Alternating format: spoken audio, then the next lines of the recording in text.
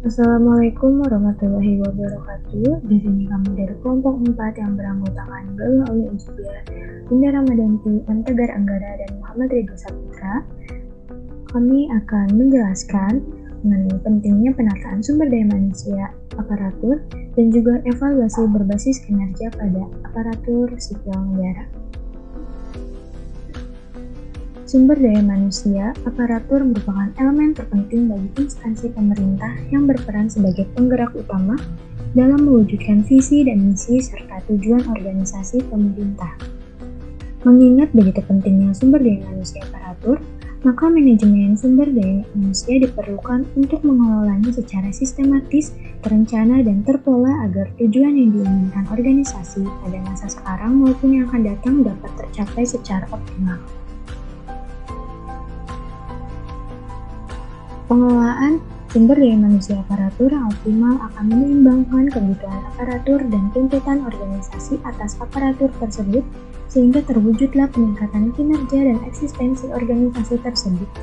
Menurut Noto Atmojo, tujuan utama dari manajemen kepegawaian sebenarnya adalah untuk meningkatkan kontribusi sumber daya manusia terhadap organisasi dalam rangka mencapai produktivitas organisasi tersebut, yang jika dijabarkan ke dalam tujuan yang lebih operasional, yaitu yang pertama adalah tujuan masyarakat. Tujuan masyarakat untuk bertanggung jawab secara sosial dalam hal kebutuhan dan tantangan-tantangan yang timbul dari masyarakat. Suatu organisasi yang berada di tengah-tengah masyarakat diharapkan membawa manfaat atau keuntungan bagi masyarakat.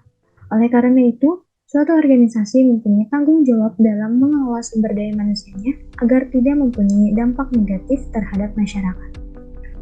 Lalu yang kedua, tujuan organisasi.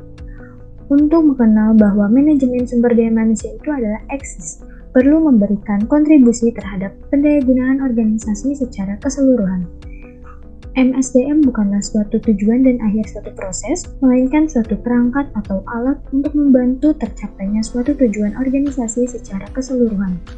Oleh sebab itu, suatu unit atau bagian MSDM di suatu organisasi diadakan untuk melayani bagian-bagian lain dari organisasi tersebut. Yang ketiga ada tujuan fungsi. Untuk memelihara kontribusi bagian-bagian lain agar mereka bisa melaksanakan tugasnya secara optimal. Dengan kata lain, setiap sumber daya manusia dalam organisasi itu menjalankan fungsinya dengan baik. Dan yang terakhir ada tujuan personal. Untuk membantu pegawai dalam tujuan-tujuan pribadinya dalam rangka pencapaian tujuan organisasinya. Tujuan-tujuan pribadi karyawan seharusnya dipenuhi dan ini sudah merupakan motivasi dan pemeliharaan terhadap karyawan itu sendiri.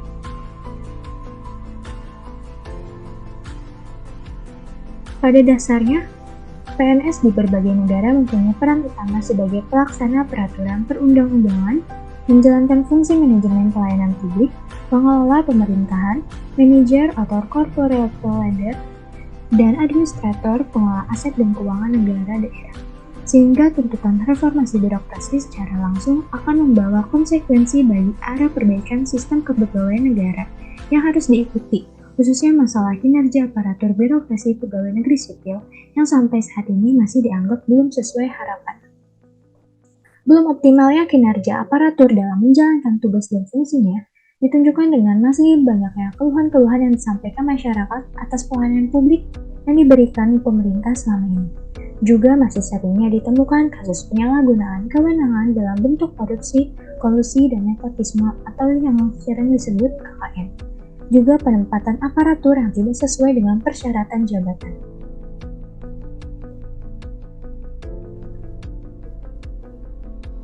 Saat ini, kinerja dan pengelolaan sumber daya manusia aparatur terus memperoleh pembenahan secara komprehensif dan bertahap dengan mengedepankan atau berbasis pada kompetensi. Pembenahan tersebut berdasarkan ketentuan umum pada Undang-Undang Nomor 43 Tahun 1999 tentang pokok-pokok kepegawaian, yaitu keseluruhan upaya-upaya untuk meningkatkan efisiensi, efektivitas, dan derajat profesionalisme penyelenggaraan tugas, fungsi, dan kewajiban kepegawaian yang meliputi perencanaan, pengadaan, pengembangan kualitas, penempatan, promosi, pengkajian, kesejahteraan, dan pemberhentian.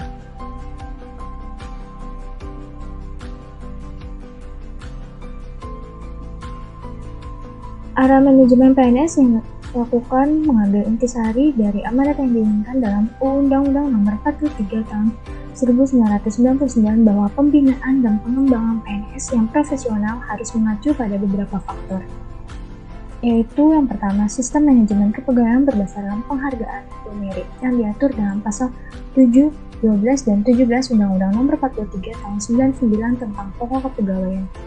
Yang kedua, sistem penggajian yang adil dan layak yang akan menjadi pemicu kinerja pegawai harus dikaitkan dengan beban kinerja dan tanggung jawab.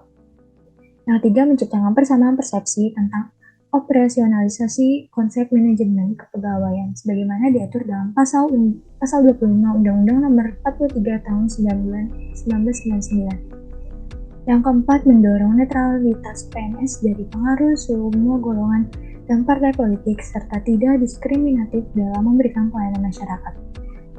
Yang kelima, mengembangkan kapasitas dan kompetensi PNS melalui penyelenggaraan pendidikan dan pelatihan jabatan yang bertujuan meningkatkan pengetahuan, mutu, keahlian, kemampuan, dan keterampilan. Yang terakhir, mengupayakan usaha peningkatan kesejahteraan PNS dalam rangka meningkatkan gairah kerja. Lalu ada evaluasi berbasis kinerja ASN. Permenpan RB nomor 6/2022 menekankan pada peningkatan kinerja ASN secara signifikan, bukan sekadar penilaian kinerja. Kinerja yang dimaksud tidak hanya hasil kerja pegawai, tetapi juga perilaku kerja pegawai yang sesuai dengan core values ASN berakhlak. Pegawai harus mampu memenuhi ekspektasi kinerja yang dinamis dan berkelanjutan. Untuk mendukung peningkatan kinerja ini, perlu dilakukan peningkatan intensitas dialog kinerja dan ongoing feedback atau umpan balik yang berkesinambungan.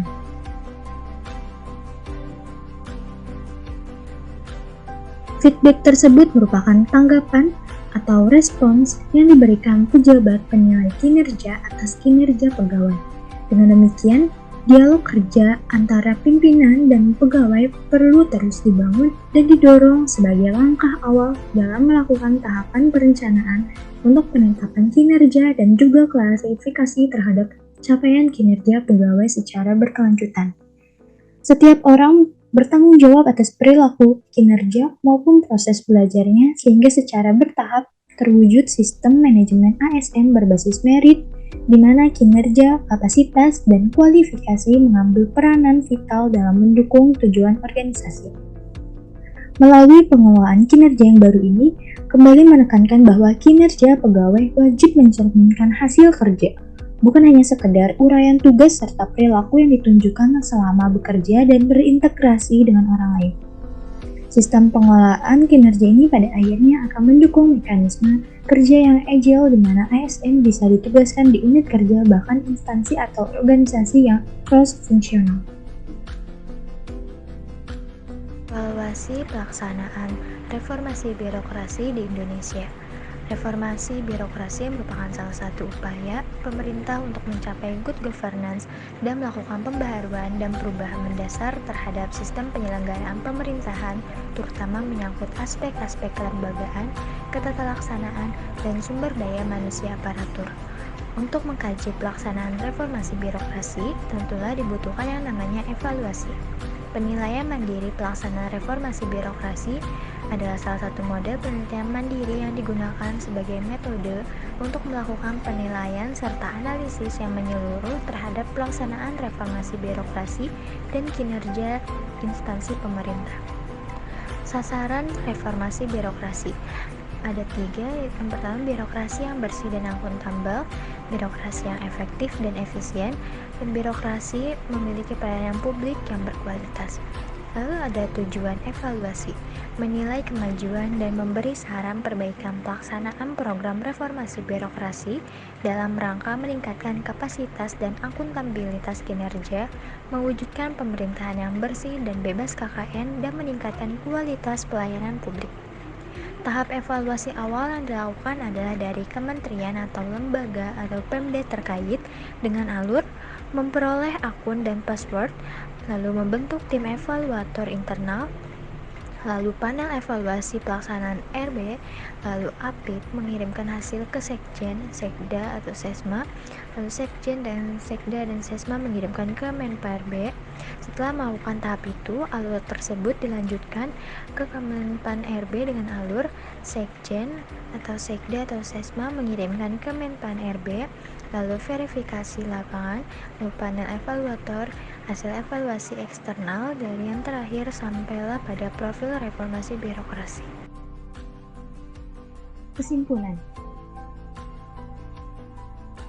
penataan sistem manajemen sumber daya manusia aparatur bertujuan untuk meningkatkan profesionalisme sumber daya manusia aparatur pada masing-masing instansi pemerintah yang didukung oleh sistem rekrutmen dan promosi aparatur berbasis kompetensi, transparansi, serta memperoleh gaji dalam bentuk jaminan kesejahteraan yang sepadan.